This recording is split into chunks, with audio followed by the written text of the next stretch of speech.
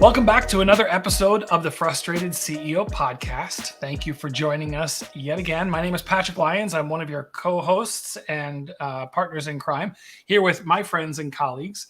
Patsy Freeman, welcome to you. Thanks, Patrick. Most excited for today's speaker. Excellent. Good. I am too. And welcome to you, sir, Leb Tannenbaum, the third of our triumvirate. How are you, sir? Thank you. I am well and excited to dig in with Jimmy Z. Yes. Well, there you go. So a little bit of foreshadowing. Our guest today, listener, is Jimmy Z. Jimmy is a speaker, an author, and a sales specialist with over 35 years of sales and leadership experience in both insurance and the construction industries.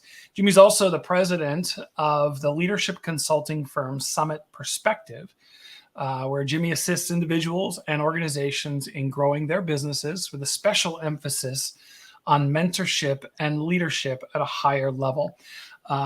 Jimmy's also a speaker. I mentioned that.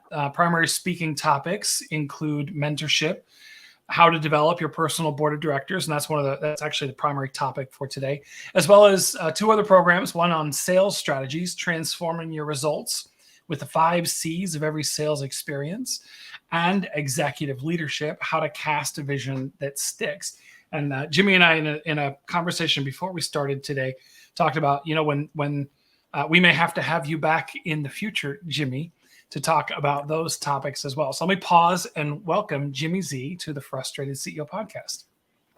Well, thank you, Patrick, Patsy, and Leb. It's a privilege for me to be here with you today. I look forward to sharing as we talk about how to transition from functioning within the framework of a regular board to a personal board of directors and what that really means.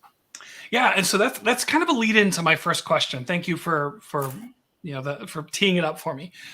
So you may have heard it said that the 2 loneliest jobs in the universe are pastor and CEO, primarily because they really can't talk to a lot of people about what they might be dealing with. But a lot of our listeners, a lot of the CEOs in the workspace, they already have a board of directors, and their experience with a board of directors may not necessarily be all that. I don't want to say warm and fuzzy. I don't know. Sometimes a board can function like an oversight committee. Sometimes it can function like a boss. I think we've all worked with CEOs who have experienced their board being almost like a pain in the rear end, more annoying than helpful. So that's my first question, Jimmy Z. How is a personal board of directors different so that a listener isn't thinking, I don't want another one of those? That's a terrific question and something that actually comes up quite a bit. I chose the term personal board of directors to give structure to having a personal team of mentors. But when most people hear the words board of directors, they think oversight and governance and people who have directives and will hold me accountable, et cetera, in ways that maybe I want or maybe I don't want if I'm a business owner or a CEO, because that board has a specific fiduciary responsibility in other capacities. Here, however, the key word is personal. This is my label for building your own team of mentors. And it started way back in 2008 when I went to a session. I was invited to meet about 25 different business leaders in the marketplace. We're going through a common curriculum. And one of the elements in one of the sessions I heard, this was written by Robert Lewis, and he said, I believe that everyone should have their own personal board. And for me, that was kind of like my boom moment, I call it, where I recognize that's a gap in my life where I don't have someone to help me grow personally and professionally. And so I set out at that time in 2008 to find the right way for me to invite influence into my life to help me grow personally, professionally. And I started that journey by labeling it as a personal board of directors, but it's really truly a team of mentors, not just for my business alone, but to grow personally or spiritually or relationally, whatever it is that you want. to grow in, you invite people of influence in. So the personal part, the second element to that is you get to choose who's on your board. There are elections in a traditional board of directors, and sometimes you like that, and sometimes the outcome is maybe opposite of what you really were hoping for. But when you're building your personal board of directors, you get to choose who you invite to be on your board. So I'm most curious, where do you start? Very good question. Where do you start? It often has to do with what is it you're looking for. So when I wrote my book, well, actually, when I started personally growing, I decided I wanted to have someone to invite into my life that what I could choose to help me grow personally, professionally, spiritually, etc. And it started with me. And step number one is to create a new mindset. In other words, I had to determine that it was time for me to stop going it alone. Patrick, you talked about CEOs struggling with who can I really talk to about my issues? My issues are important, but I feel like I'm an island unto myself when I'm trying to find a solution. And so for me, creating a new mindset was recognizing that I can't go it alone. A lot of people I talked to, I said, listen, if your counselors are me, myself, and I, you're not thinking big enough. The idea behind who you invite is if you want to have a personal board of directors, let me frame it as we get started. So creating a new mindset is choosing to stop going it alone. And what's the reason why? Good. Ultimately, the big purpose of having a personal board of directors is to expand your perspective so you can learn from the wisdom, insight, and experience of others in order to make quality decisions for your personal and professional life. That's a big statement, but that purpose is real. It's expanding your perspective, learning from the wisdom and insight and experience of others so I can make quality decisions. And if I do those three things, that drives me to say, I don't want to go it alone. So I have this metamorphosis. I grew up with 4 brothers and 4 sisters. And quite frankly, when I was growing up, I'm like, all right, no. I wanted to not be called number 3. I wanted to have my own identity. I wanted to be on my own. And so I kind of pushed back at always being one of the crowd. Well, the problem is I also isolated myself in my thinking because it was just me. I didn't want somebody else to tell me what to do. And so when you're thinking about the first step to creating a new mindset, number one, I don't want to go it alone. But number 2, I'm not looking for somebody to tell me what to do. I'm looking for someone to help me make better decisions, who's willing to share their influence with me. That's an important distinction from, again, feeling like you have to answer to the board. So how do you make sure, how do you prevent yourself from stacking the deck, stacking the board, right? To your point, I don't want people to tell me what to do. I want people to help me make better decisions. I don't always like it when someone tells me I'm going down the wrong path, right? So what advice do you have? How do I know that I'm either putting the right board together or make sure that I'm not just surrounding myself with people who tell me what I want to hear? Excellent question. That's a step. That's number 2. Step number 2 is to look for influence. So if I'm thinking about who do I want to invite in my life, I will tell you of the 6 people on my personal board, I use them for challenges and opportunities. When something's before me, I bounce ideas off of them. I chose them very specifically to fit certain roles in my life. And people often ask me, so is that, closest buddies? And somebody have said, oh, I've got my own personal board. I got my crew, right? My team of people, my buddies. And I remind them the ultimate purpose as you're looking for influence is to choose the kind of people that will be willing to sow their wisdom, insight, and experience into your life and share those ideas with you. Some of my closest friends are not on my personal board because they don't qualify. What I mean by that is I call them people like that who come in and tell me what to do. I call them prescribers. I say, hey, I got this going on. Oh, Jimmy, just do this and this and you'll be fine. They never ask me any questions. They never seek to give me any feedback. They just jump in and tell me what to do. That's all fine and good for them. And we're still buddies, but they're not qualified for me to open myself up to their wisdom, insight, and experience, because I'm looking for that more specifically than someone who's just, yes, I'll just say whatever you want to do is great with me.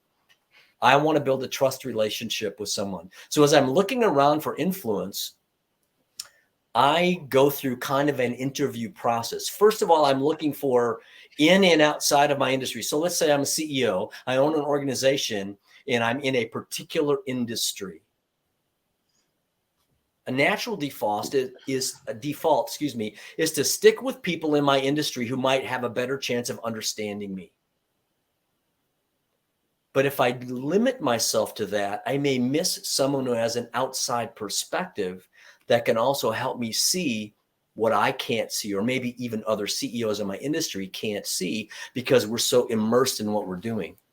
And so I encourage people to look inside and outside of their industry. As a matter of fact, in 2019, I was invited to be the keynote speaker at a conference in Nashville, Tennessee, had 180 CEOs in the room. And as I'm sharing the topic of developing your personal board and leading in the world economy, in that process, we talked about the 5 steps. At the end of my talk, I came down off the podium or off the stage, and there were people waiting in line. There was a little bit of a break. So people were asking me questions. One guy came up to me and said, Jimmy, I was hired as the CEO of my organization 4 months ago, and it felt like you were talking directly to me the whole time. Because I realized things I had and things I didn't have, I really needed to hone in on that, because I had to keep growing. Just because I have this position now doesn't mean I stop growing. It means I have to keep growing and doing that. Plus, the individual who invited me to be the keynote speaker, when I shared the idea of thinking outside your industry, said, Jimmy, I've got people on my personal board in my industry, but I've never really thought to go outside of my industry to expand my perspective. And that was a key takeaway. And he said, I can't wait to go do that, because I need to be thinking broader than just my industry alone. I'm thinking of, so you identified some people, right? And you mentioned the word kind of interview. On the other side of that, because this is where I've seen this kind of stop or fall apart. On the other side of that, how do you talk to them about what's in it for them? And also like the frequency of what, setting the right expectations for a board, a personal board. Absolutely. That is actually wonderfully led into step number 3, which is an invest in the right relationships. When I say invest in right relationships, like I mentioned earlier, it's not any relationship. It's not the yes men or women in your life. It's not someone who's going to tell you what to do. It's investing in the right type of relationships for the influence you're looking for. But the process happens over a period of time. Some people ask me, well, Jimmy, what if I ask somebody and they say no? Well, it might be to the point you just made, Leb, that, well, you're asking me to, make a big commitment to you. I don't know if I'm ready to do that. Along the journey, when I invest in that relationship, I spend time with them, maybe a handful of coffees or breakfast or lunch, and I'm finding out more and more about their pace, their thinking, their process. And I determine, is this someone that I'm willing to do something significant? Now, I laughingly say often that this is harder for men than women, but it's what I call the trifecta of no. You want me to be open, honest, and transparent with another man? I'm not sure I can do that. Yet in reality, that's one of the things that's required. And so as I build that out, I'm actually learning who I'm willing to be open and honest and transparent with, and who's willing to accept me for that posture and that positioning. And then we go further to talk about my setup. So my ask in specificity, is to say, please know, before I ask you this question, I'm not looking to get on your calendar every Monday. I'm not looking for you to be at my beck and call or make sure that I need you to coach me. I'm simply asking you that if I have a challenge or an opportunity, would you be open for me to reach out to you and discuss it with you to get your input? And my ask of you is really 4 things. Number 1, that you listen to me. Number 2, that you ask good questions. Number 3, that you give me honest feedback. Don't sugarcoat it. Tell me what you really think. And if you've done those 3 things, I invite you to do number 4, which is to give me some guidance, some direction, something I should consider, someone else I might talk to about this issue, or something for me to pursue next so I can make the best decision for my circumstance, whether it's a challenge or an opportunity. When I lay those things out for them and they realize I'm not asking them to do breakfast on Tuesdays, I'm simply asking them to be available when something comes across my desk. The last individual who is an international bestseller and travels the world as a speaker, his response to me after I laid out what I just said to you was, I'd be honored to be on your personal board. So in that process, there is a system and a structure and a format. You don't just say, hey, listen, will you be my mentor? You want to give them that understanding.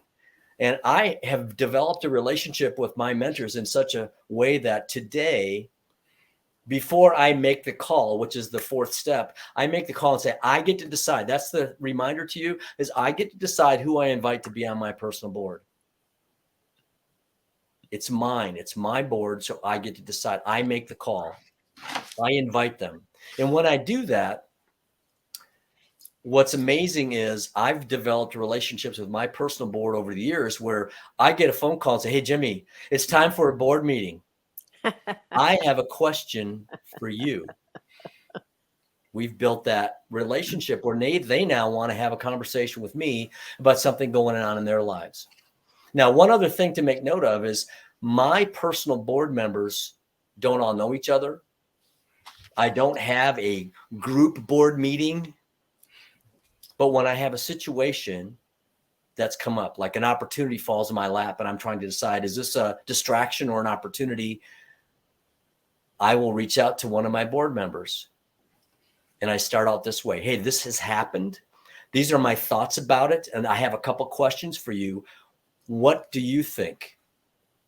And we begin a discussion. I take that input and I end every conversation with one of my board members with the following. Are there any other questions I should be asking? And is there anyone else you might suggest I talk to about this? And then I take that information. I go to another board member. I share the same idea. And all I'm doing is gathering thoughts and ideas to refine my thinking so I can make it a quality decision about the opportunity before me or the challenge before me. And going through that process it's been life-changing for me, quite frankly. Well, it goes back to what you started earlier, which is that structure. And as simple as it may sound, it's so profound to hear you lay it out in the way you have, as a interactive, engaging exploration of discovery. So that's. Yeah, it's been fun. I use the acronym CLIMB, CLIMB.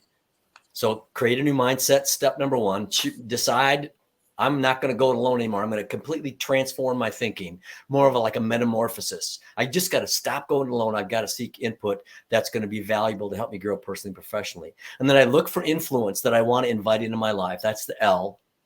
The I is invest in those right relationships. And then the M is make the call. I get to decide when it's time to invite somebody on my personal board. And I believe that everybody should have 3 to 5 people on their personal board.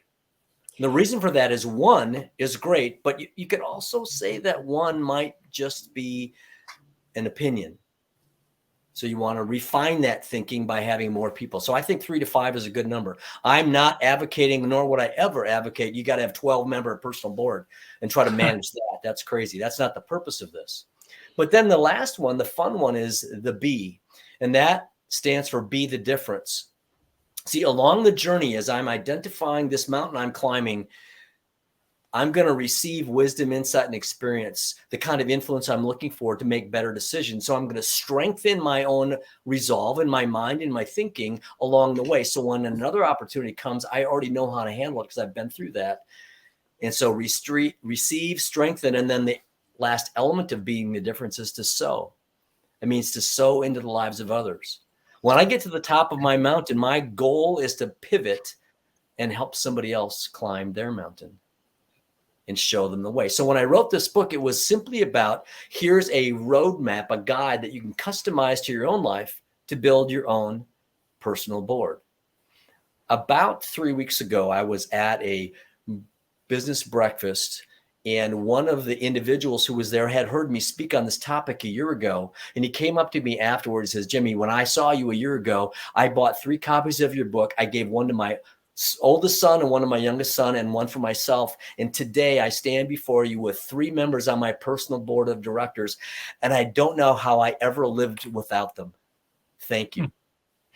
Man, what a joy that way. I mean, it's kind of like, that's the purpose of why I share this idea, because when I was going it alone for almost 15 years and I realized this is not the way to go, it's transformed my life, and it's fun to see that opportunity where people can customize it to their own lives going forward.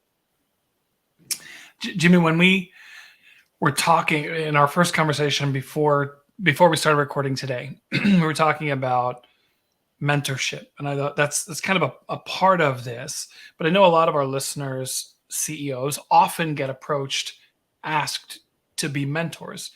And you said something when we talked the other day, and I want to kind of ask you about it, give you an opportunity to talk about it again, that before you can, or when someone approaches you with the idea of being a mentor, you challenge them first to do what? So I've had people come up to me and say, I'd like to be a mentor too. And I'd like to mentor all those young guys in my group, or to kind of take them under my wing. And my first question is, someone who has that heart and that passion, is, who's mentoring you? Are you also learning to understand the function of a mentor, not just the title of a mentor? Because the reality of it is, if I want to have the kind of valuable influence in other people, it's hard to give away that which you don't possess. Mm-hmm. If you're not being mentored, it's hard for you to really refine and understand the best ways to handle a situation. What if someone comes to you with some kind of a trauma, some kind of a challenging situation, and then you guess? A mentor, by definition, is a trusted advisor or a guide. And if you want to build that trusted relationship, you should also fall under some form of mentorship where you allow the type of influence you're looking for to help refine your thinking so you can make better decisions and also pass along better information and share your wisdom and experience as you help someone else climb their mountain. Well, I'm struck by what you started out to be talking about, a shift in your mindset or creating a different mindset. If we haven't done that ourselves, but we're advising somebody else to do that, then, we don't know how hard that or challenging that can be. So. That's right. And a lot of times when we're under some form of pressure or even an opportunity, we default to what we know. And it's hard to default to something you don't know. Exactly. So if you're not being mentored by someone else and understand the importance of that relationship, that I found that for me to help me guide other people. Then the privilege along building the journey of building my own personal board in the last 14 years, I've also been asked by others to be on their personal board. And for me, it's an entirely great honor and a fun opportunity to sow in the lives of other people. So I love the idea. And so the be and climb, the be the difference, was to give back and help other people climb their mountain. It's still a passion of mine. It's part of what I speak about, and part of what my primary encouragement is to go lift up, inspire, and call other people to action in such a way that it helps them make a difference in the lives of other people, in their own personal life, in their family life, etc. And I know that as it's made a difference in my own life, it starts with making the shift in my own thinking, but it gives the value of giving back to other people. Because the purpose of climbing and getting to the top of the mountain is not to say, da, da, da, da, I'm here. It's like, okay, now what? I find a lot of leaders get to the top and they feel like they've arrived. And maybe they choose to, I don't have to grow anymore because I made it. And that is one of the, in my upcoming book, on the executive perspective, casting a vision, when I'm dealing with the issues of thinking I've arrived and I don't have to keep growing and learning, I lose sight. I'm in that kind of fall into that mental management phase. And if I'm not growing, people behind me are going to stop growing, and I need to keep moving. It's not an arrival when you get to the top of the mountain. It's the opportunity to pivot and to give back. And it becomes more of a heart condition of the leader, where if you want your team to grow, so peculiar story. This is about 4 months ago. I'm sitting at home. My phone starts boop, boop. It's popping. I'm going, what's going on? I look down at my phone, and within a span of about 2 hours, $360 popped into my PayPal account. I'm going, what in the world's going on here? And an organization had a leadership team that heard me speak on a live stream, and they decided that they wanted to buy hard copy covers of my book to have their entire leadership team go through building your personal board of directors. And I was so honored by that and excited by that. And of course, autographed and signed and sent all the books off for them to go through that process. Because the reality of it is that a leadership team, if I have the CEO here and I want to help my leadership team also continue to grow and develop, and it becomes a tool that helps everyone think not just of my boss as my mentor, but a framework of influence that allows me to make better decisions in my life, whether it's personally or professionally. Yes, you want the leaders to give you influence, but it's important to also balance that, as I talked earlier about thinking outside of your industry. I think it's an important gift you give today to your leadership team to help keep them and hold on to them versus having them go, I want to go somewhere where I'm going to get help and develop in the ways that I want to grow. Well, you can sow into them in a specific way by helping them think beyond just the duties of the job they have. Sure. Mm-hmm. Jimmy, I'm thinking of a few things. One is, maybe our listeners would need to or benefit from hearing a story from you about how a board challenged you or influenced an opportunity or a challenge that you were facing. Because I'm starting to really understand the framework, but you've experienced having a personal board for a long time. And also, is there a point in time maybe when it's appropriate to have someone leave the board? Yeah. Right. Because it's different than a public board. There's all this jockeying around who's there, and it may change with the CEOs change out or whatever. But can you give us a little bit more on the personal side, maybe a story or two that would help our listeners? Absolutely. And I'll give you an example in both scenarios.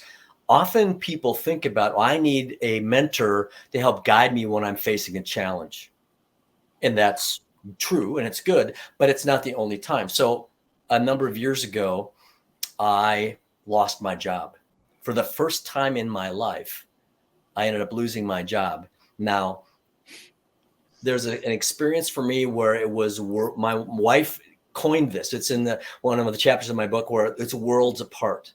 So at one point I lost my job. I didn't have any mentors around me, was financially strapped, had a young family, and I felt all alone. And my wife looked at me and she said, just do something. Take care of us, help us. People were giving us money and food, and it was a tough time.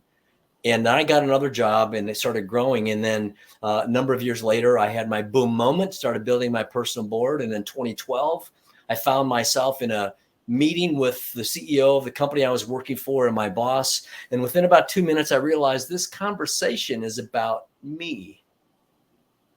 And once again, I got downsized in that particular situation.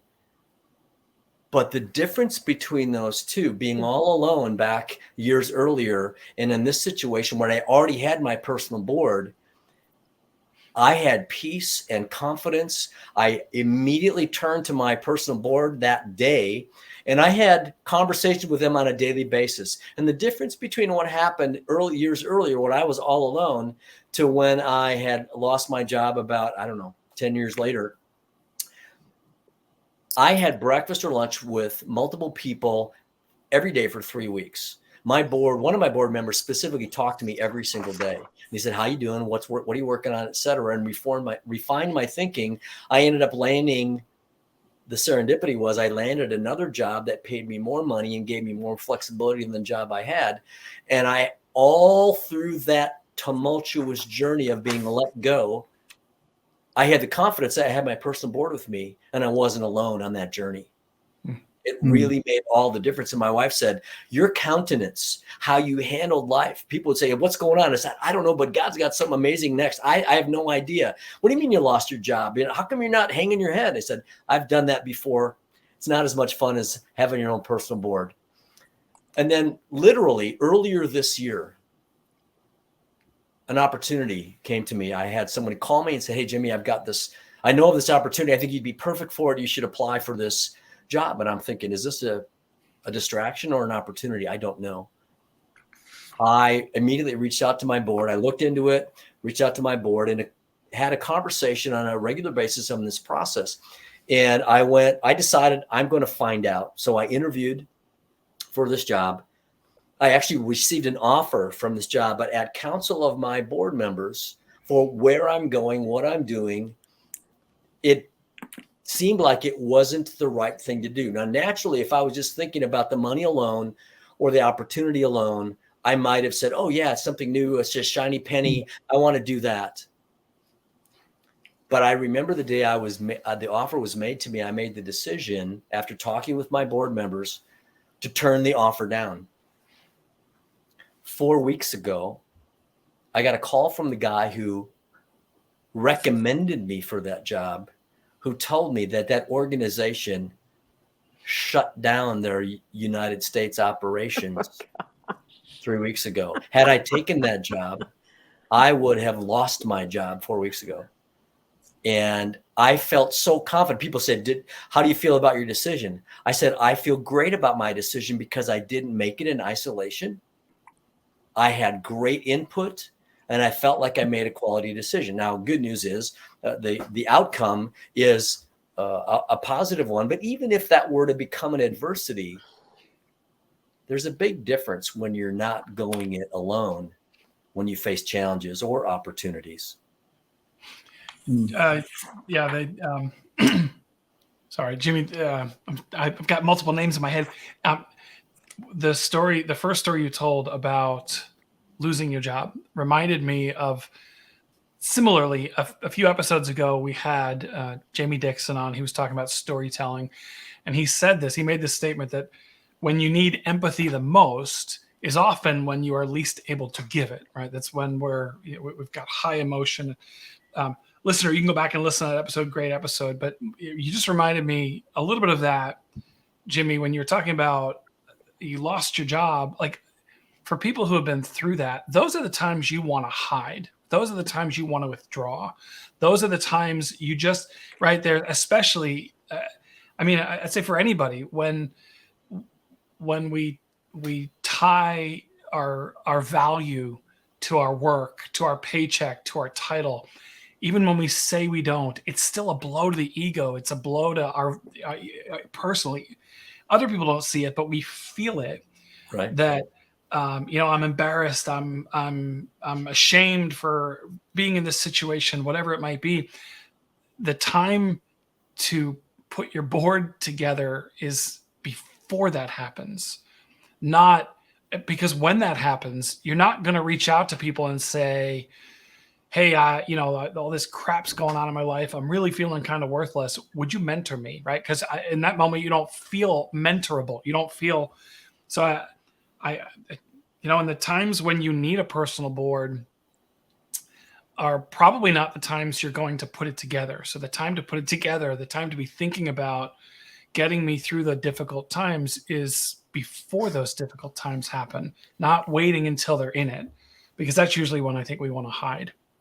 That's a really good point. And I would say to anybody listening to this, that if you're thinking right now, that's something I need. That's something that I want to make sure I organize or get structured or set up in my life. What kind of influence do I want? And then who do I look to find that? And you might find that people you talk to might lead you to the right people versus just choosing those that you might know or people you think about. I remember looking around for influence, and I talked to a couple people and I started to look at them differently. Like, who are they? What do they do? How do they treat other people? What kind of influence do they have in terms of their character, in terms of how they operate in a large group or in a small group setting or whatever it might be? And I watched them and observed them, and it helped me see the way to, that's something I want to get to know better before I even make a decision.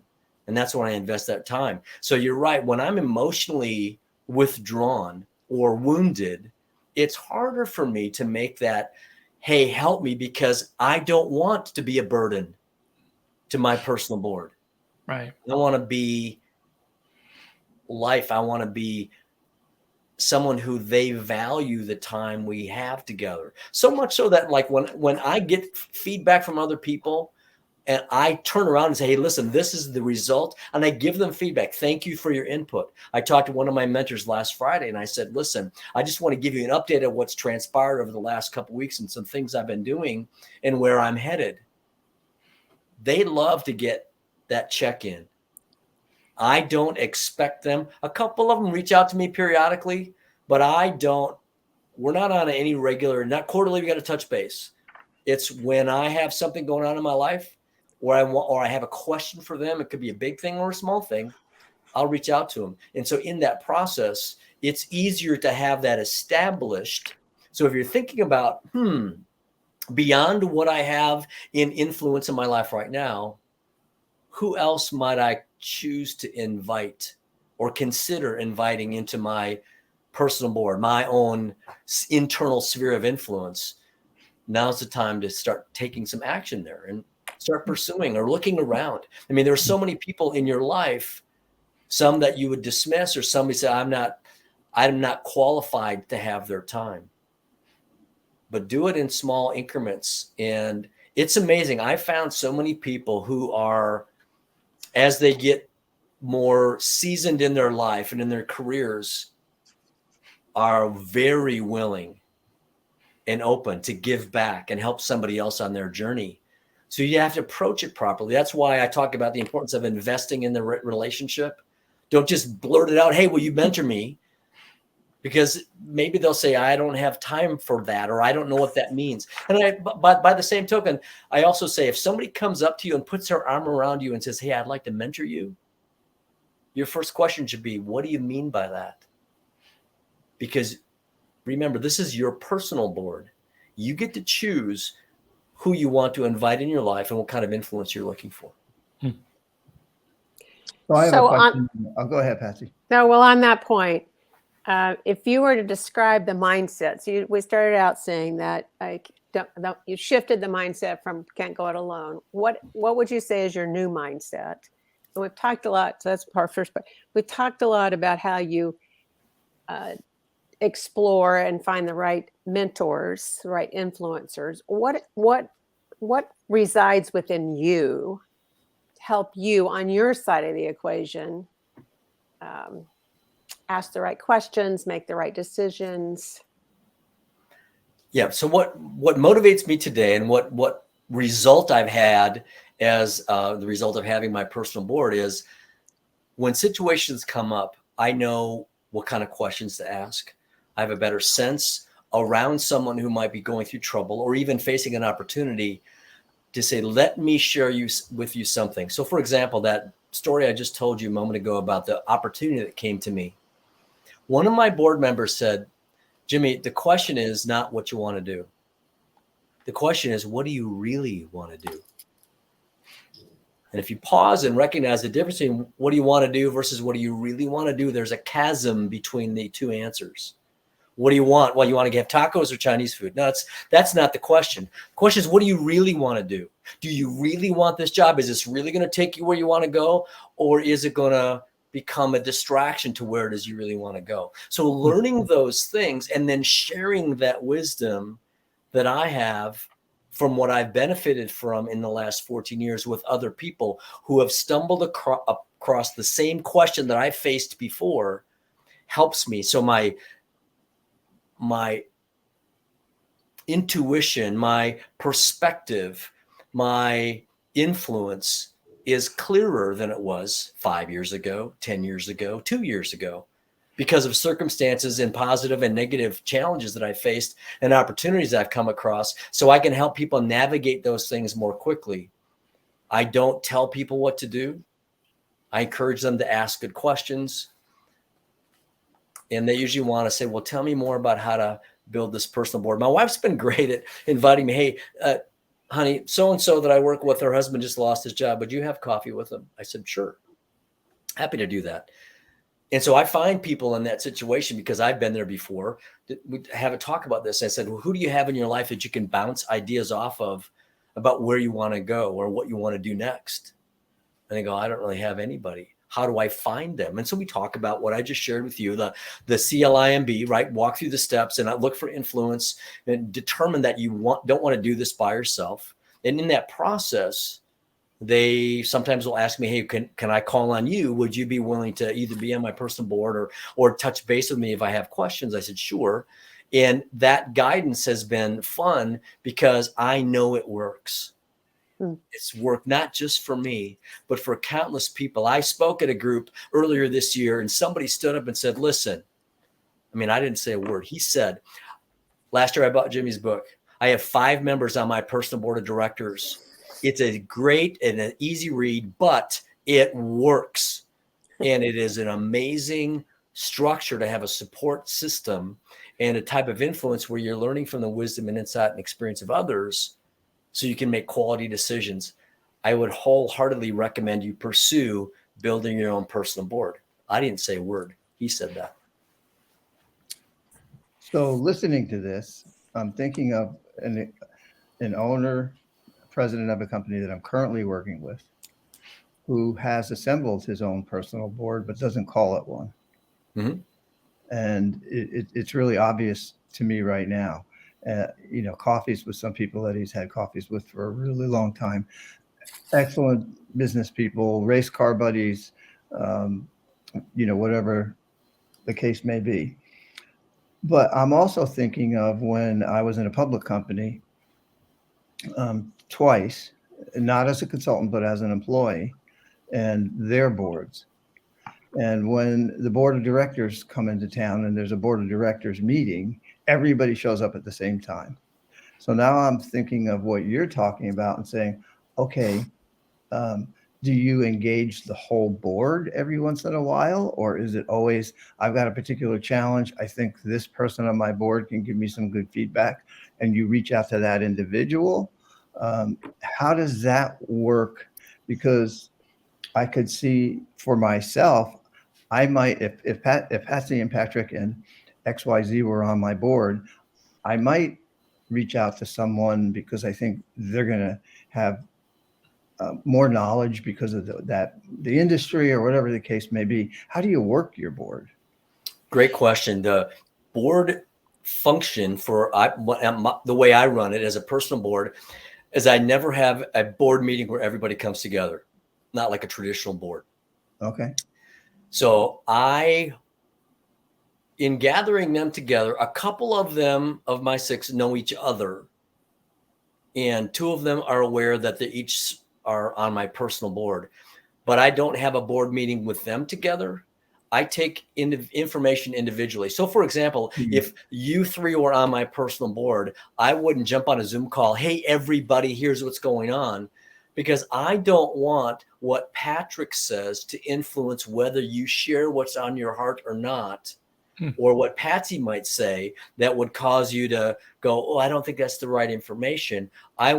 This is a personal one-on-one relationship. So I engage them one at a time. I take the information that I've received from one of them. I then pivot and I talk to another one. I take that information, I pivot and talk to another one. I'm refining my thinking along the way. And then I circle back with them and say, hey, listen, here's where I think I'm headed. Now,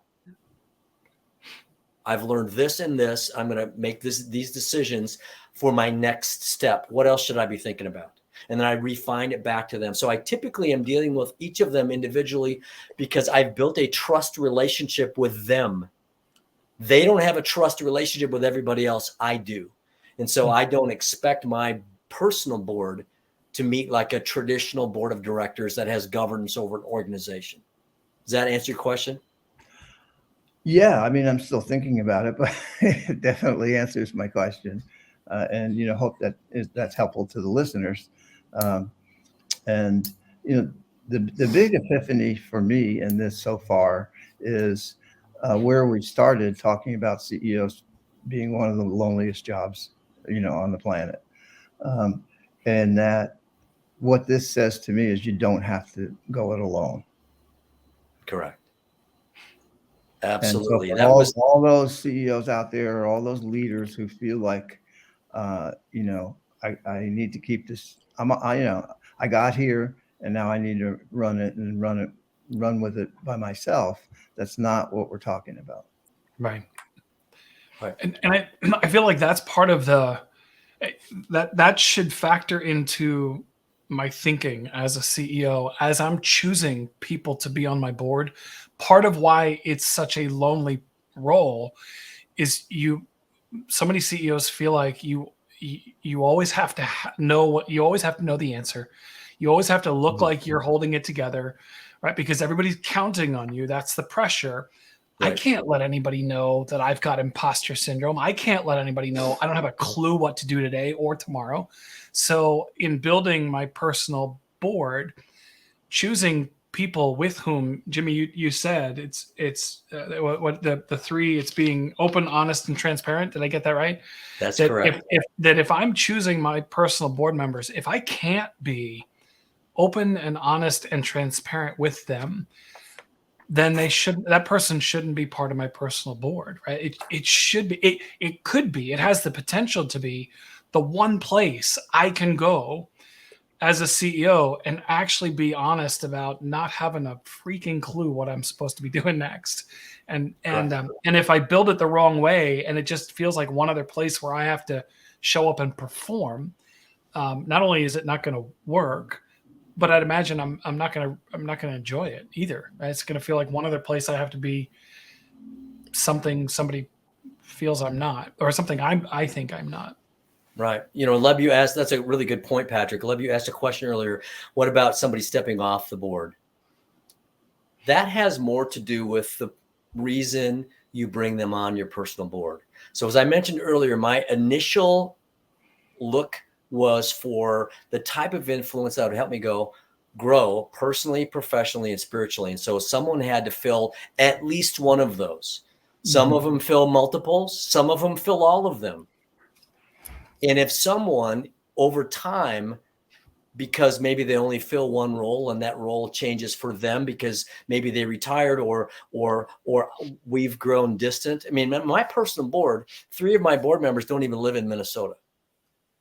They've moved away, but they're still on my personal board. Technology makes all of those things work just great. But when it comes time for someone, I get to choose to shift their responsibilities or shift their role or to shift them off of the kind of influence when a big issue comes in my life. And that's an easy thing because I think it's okay to say that there's a season for certain types of influence. And it's not like it's not a paid position. It's just an opportunity for the friendship may continue on, but I may not go to the level of that. Now, I haven't had that happen to me yet, but in that process, I have one that I would logically say, as I'm sitting here today, say the likelihood of them having an active role on my personal board in 2023 is probably not very high because of their life circumstances and where I'm going. And given that, it's okay, because it may be for a season or maybe for a single area of influence. And maybe my personal influence, what I'm looking for, is going to be different. Instead of those three things, maybe I'm looking for a relational development, or so I might invite someone else on my board. And as I mentioned earlier, it's not about having a giant group. I think 3 to 5 is the right number. More than one, so you don't have just an opinion. And 5 is plenty easy to manage. A dozen is off the chart. That's not the purpose of this. That's what a governing board looks like in an organization. That's not what your personal board should look like. It should be a small core group of people. Well, one thing that's striking me is that it's, even though you have a framework and a structure, it's not prescriptive. It's about practice. It's about practicing shifting your mindset. It's about practicing knowing what you're looking for and finding the people that can help, and then building those relationships. So it's what I'm hearing from you is this ongoing process of discovery, both yourself and how people can support you. Absolutely. So let's say, for example, a CEO is going to a convention, or maybe has been asked to be in his role or her role in this organization, to be on a board for another organization. When I get on an airplane, I spoke at a conference last year. I got on an airplane, and before I did, I texted 5 of my mentors and said, hey, listen, I'm going here. My flight got canceled. I got up at 3:00 in the morning, put my suit on because I was going to be speaking on this conference. And I hope I make my connection and get there. Please pray for me. Here's what I'm going through. Here's what I'm doing. When I got in the air and landed in Columbus, Ohio, I knew I wasn't alone. Number one, I knew I had people praying for me. I knew I had people who said, hey, how'd it go? And I arrived 45 minutes before I was supposed to walk on stage. Now, I had so much peace because I knew I wasn't going through this alone. Everybody want to know, how did it go? I also, the funny part of that is, while I'm waiting for my first flight that ended up getting canceled, I'm at the airport and everybody is standing there complaining and grousing. And I stood up. I had my mask on. It was the airport. It was a year ago. And I'm practicing my speech. I'm under my breath, but standing up, using some hand gestures. So I had been rehearsing my speech for about 3 hours. By the time I decided, oh, plane's not going, I went home, got into bed, got up, put a suit on, and got back to the airport at 6:00 in the morning so I could make the flights, multiple flights. I changed airline. I mean, it was a crazy thing, but I arrived, and my first thing, the people who are ahead of me, I'm encouraging them, hey, nobody better than you to share this message that you've got, blah, blah, blah. I wasn't nervous at all because I had, number one, I've been practicing. Number two, my team was with me ultimately. And so I got up on stage, had a great time, really inspired the crowd, and had so much fun that the board came up to me and I got text, how did it go? And everybody wanted to know. And it was my joy to share with them the confidence they gave me in the peculiar journey I was on. And that's a fun story where I wasn't alone in any moment of that story. I wasn't complaining. I was like, okay, this is the way it is. What am I going to do about it? I got my team on my side.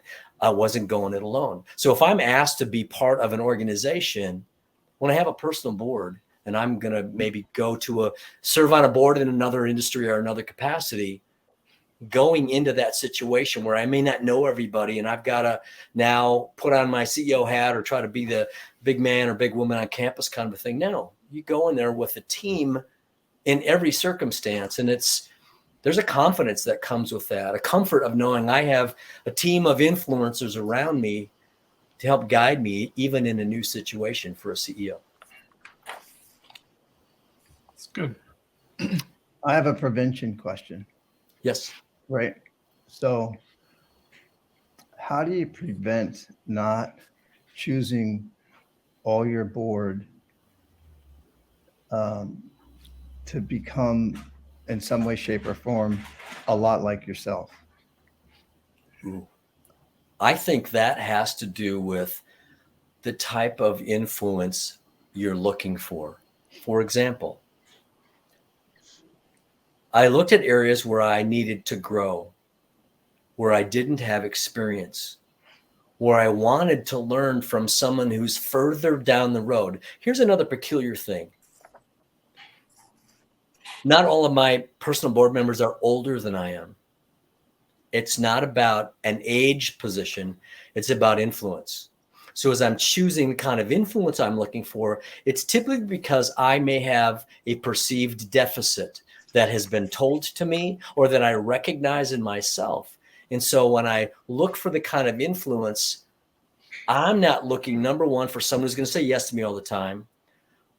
I want to be refined in my thinking. So I don't want someone who's just like me.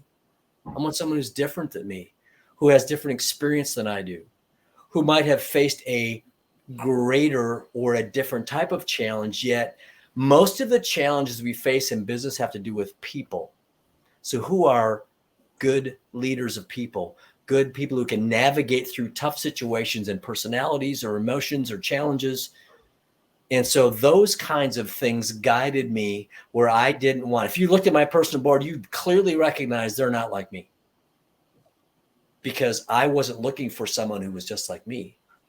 I was looking for somebody to help me fill in the gaps in my own personality and in my own inexperience to help me become bigger, faster, stronger in those areas, but still be myself.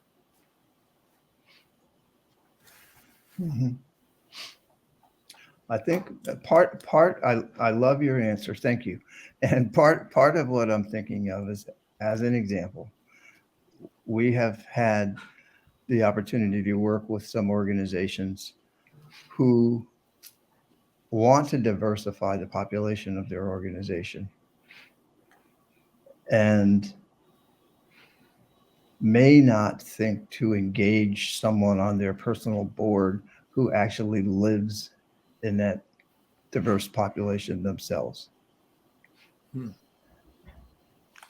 And so I just wanted to bring it up.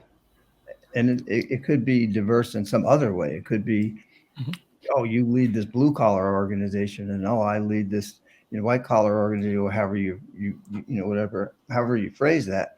But I think in today's world, it goes beyond that. And I agree with I'm you. thinking about technology. I'm thinking about like a technologist, which I'm not. I'm thinking about maybe a really successful author, and I want to be, I want that influence, but I want that understanding and that wisdom. But it might not be a first thought for me. It might not. It might be more like, oh, I heard about this guy, Patrick Lyons, and he's really awesome. And he's done this and this and this and this. But we're kind of kindred in some way. And so I'm not diversifying. Right. Well, I really like that idea, because think about generationally. There's technology creates a divide generationally. Yeah. And so diversity could be in terms of so many elements, could be aspects, could be white collar, blue collar, could be age. And the challenge of working generationally is real.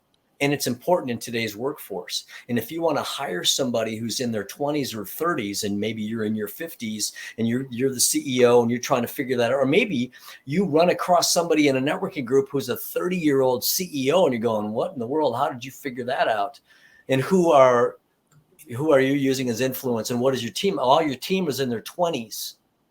And suddenly it's a whole different dynamic. How do you learn to leverage and learn from that process? But I think the importance of generational divide, generational diversity is important in an organization, because there are young people who have a technology lifestyle of gathering information and having things that we might think maybe, I'll say me, I might be thinking old school, the way I've always done it, right? That's the biggest challenge with CEOs, is think, well, this is the way we've always done it.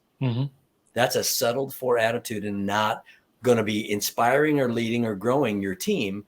But you want to plug into the generations who have new ideas. because new ideas are part of what fuels a vision. And if you don't ask people, or don't cast a vision, or don't seek generationally input, the challenge for a leader is people will start writing the narrative of who you are and what you do without you controlling that. So inviting them into the conversation, finding ways to help them see the importance of generational mentorship, providing access to that, giving them opportunities to connect with one another periodically, whether they build a personal board or not, are great strategies for CEOs as they're looking for qualified workers, or investing in the workers they have right now, the employees they have, their leadership team, or that next level of leaders.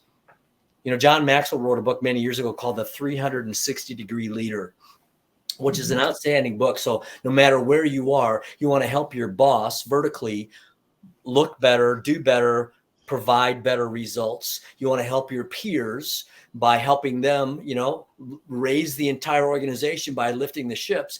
And you also want to help the people that report directly to you. That kind of mentality has age challenges all over it. And it's real and more so. And to your point, Leb, if you're maybe technologically challenged, like in some cases, I will admit I came kicking and screaming to Facebook 4 years ago. But in reality, I know that there's an opportunity to connect with people that I wouldn't touch if I weren't involved. So having the right people on your team that are diverse in their background, diverse in their experience, can help you do that. And so as a CEO looking out at the landscape, I want to think about it on a wide, what can you learn as a CEO from someone who has an organization that's built differently than yours? The answer is a lot. Whether it applies to you or not is how you plug into it. But I think we need to be thinking diverse in a wide variety of ways. It's not just about age or race or gender.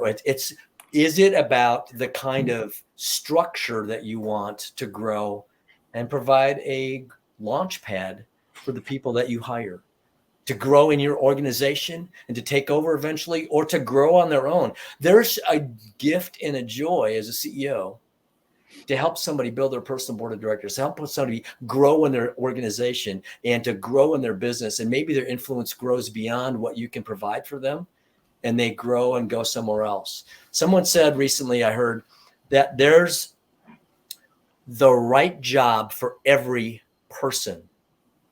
Most CEOs have to recognize that sometimes it's not in their organization. And it's okay to help somebody else climb their mountain, even when it's on a different hill than yours. It's true. Especially building a great organization means getting the right people in the right seats on the bus. And sometimes that might not be your bus. So you try to hold on to everybody. You have somebody who's a cultural misfit or just misaligned with the organization. That doesn't bode well for them or for the organization. So yeah, good stuff. Looking at how long we are going. Awesome conversation. Is it time? Any last questions before we switch gears and let's get practical for our listener? Is it that time? I think we're good. Okay, yeah. Look at it. All right. So listener, this is the part of every one of our episodes where we want to give you some practical application. We had a lot of really good conversation today about building your own personal board of directors. Hopefully you've been inspired to do so. The question is, what are some steps that you can take tomorrow to begin making progress, to begin making inroads, either in building your board or in applying some of these concepts in your company and helping your team build a board. So, Jimmy, we always like to let our guests go first so that we don't take all the good ones. What are 2, 3, 4 things that you think, where should a CEO start? Something practical that they can do? I'm going to start them off on a journey that I think is one of the most important questions they can ask to get started. And that is to evaluate areas in their life and in their business where they're going it alone. Because if they can recognize that first, then they can recognize the importance of changing their mind, creating a new mindset. When you do that and realize, I can't go it alone in this area anymore, then you're on the journey to start looking around. Who in my industry is someone I want to get to know better so I can make better decisions, and decide how you want to do that, personally or professionally or otherwise. And then look around for that influence and start engaging people. Hey, Phil, I'd like to have a conversation. Can we grab coffee sometime? I've got a couple things I'd like to bounce by you and just kind of, I want to refine my thinking. You're someone I think would understand where I'm coming from, and I'd like to find out a little bit more about what's going on in your industry or in your organization. And you start building that road to finding the kind of influence you want to invite in your life. So you first have to start with, where am I going alone? And I have to stop doing that. Then who do I want to invite? You know, I'm a big believer that for every individual, it's your road. So it should be your map. Who you want to invite to come in there starts when you look around and say, what other influence would be valuable or even invaluable to my development in the next 10 years? And then I start investing in those relationships. Once you make that decision, it's a CEO's job to not only cast the vision and be looking forward. I have some friends of mine who are always living in the future state, and that's a great mindset. However, if nobody's paying attention to what's going on in the present, that's also a challenge. So you want to find the right people, and it's great to be casting a vision, but I would think, what do I need to do to up my game, to grow even in ways I haven't even considered before in the next 5 to 10 years? And then who do I want to invite to help me on that journey? That would be the way I think a CEO would want to start from where they are right now, to recognize where the gap is and start inviting the right kind of influence to help them grow to where they want to be in 10 years. It's awesome. Good stuff. Yeah. Patsy, what do you have? Oh, let's see.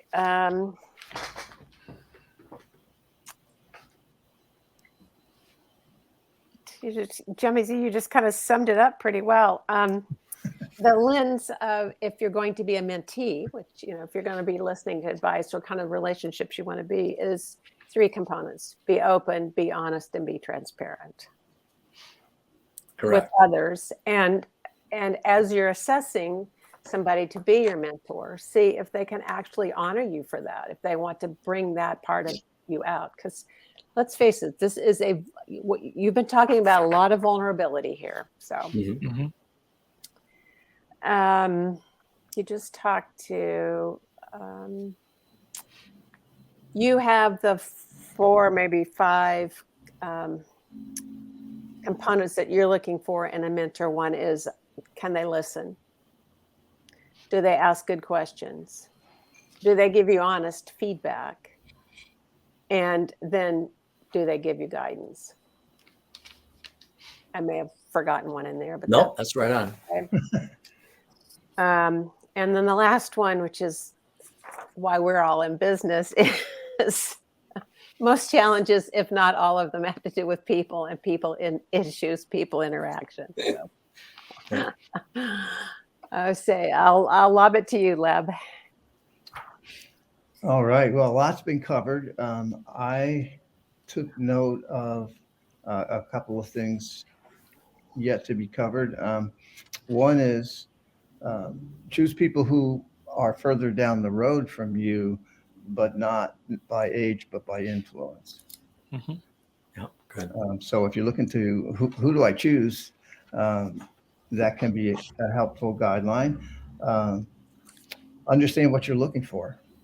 To me, that's a real piece of work in itself, Mm-hmm. right? To recognize, you know, I really would like to assemble something like this for this reason. That gets into purposefulness and where you're at in this particular point in time. Going it alone is self-limiting. I loved when you said that. Yeah. I think, you know, that can wake a lot of people up. And then tied to that is, you know, it's not required for CEOs to live into the mindset of got to go it alone. Yeah, very good. Uh,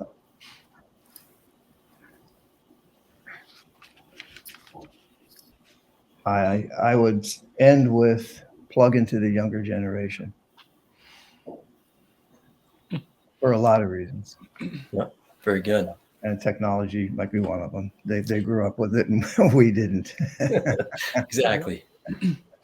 All right. I'll Okay. I have a few. Okay, so one first, as you're thinking about board members for your personal board, don't just look inside your industry, right? But be ready and willing to look outside of your industry, because sometimes that external perspective rounds out what you think you already know. So it ultimately expands your thinking. That's first. If you want to be a good mentor to others, you should also be seeking out others to mentor you.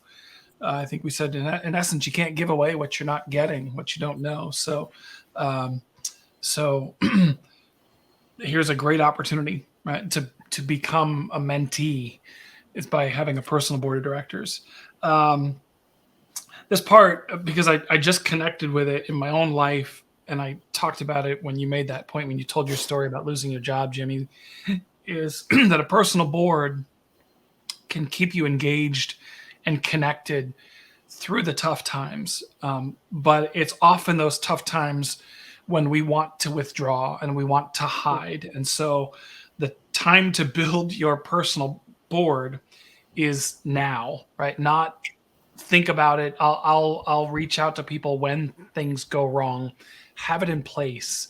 It is your answer to when things go wrong. And you had a great story about the same thing happened twice. You lost your job once without a board and once with a board, and how different your story, how different the outcome was. So I thought that was a really great point. And then this is a subtle one that resonated with me as well. There's a difference between what you want and what you really want, and be clear and thoughtful about the difference, because there is a difference. So that's, that's what I had that you didn't cover. Anybody want to add anything? Patsy, go for it. So as a CEO, if you're not growing, then your team's not growing. There's cascading benefits to your having your own personal board. I love that one. Well said. Very good. I'd add one more. If you're going to take the effort to build a personal board, be ready to receive. Absolutely. That's right. It's true.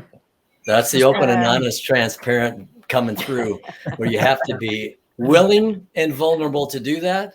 Yeah. But be open enough to take it. That's why building a trust relationship in that invite becomes so important. That's why investing along the way helps you get that confidence that I do have a trust relationship.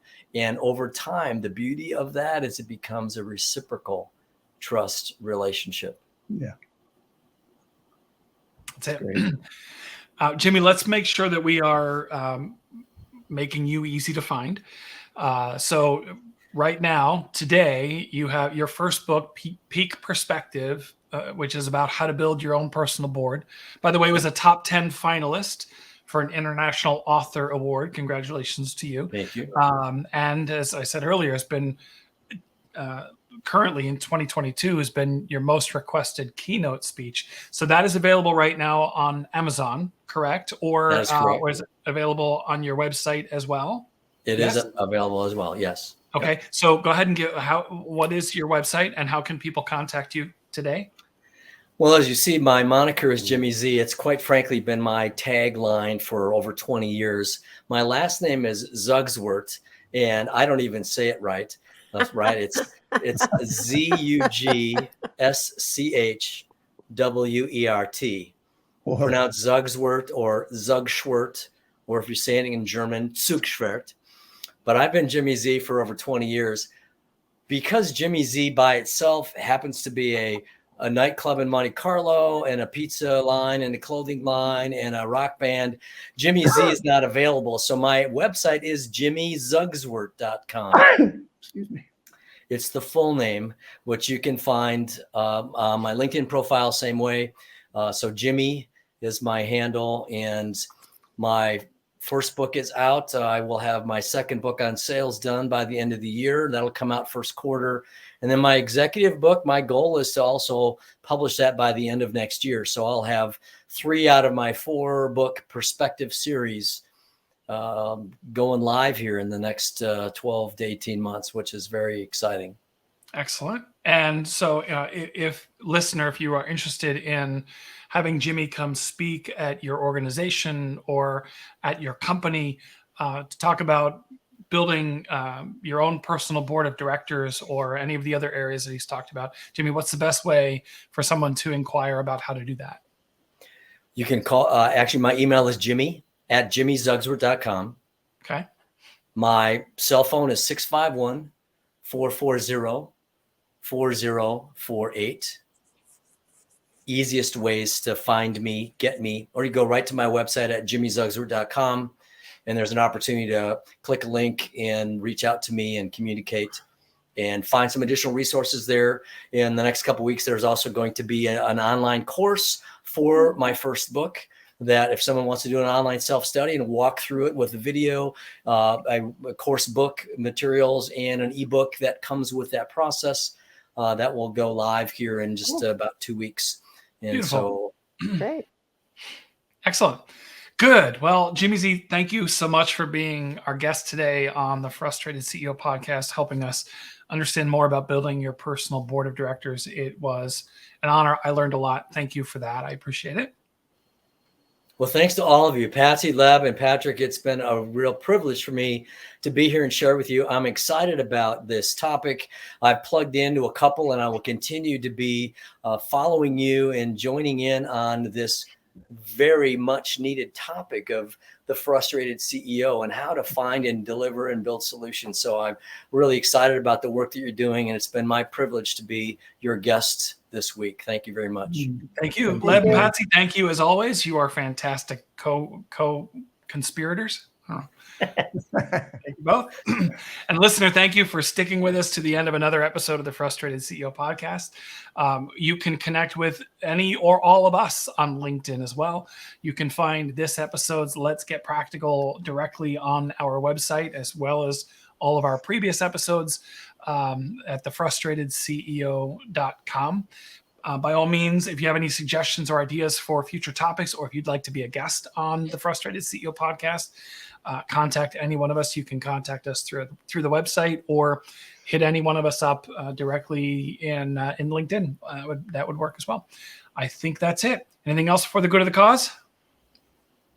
No. Thank you, Jimmy. Thank you very much, all of you. All right. Appreciate it. Thank you all, Thanks. listener. Thank you for joining us, and we'll see you again next time on the Frustrated CEO podcast.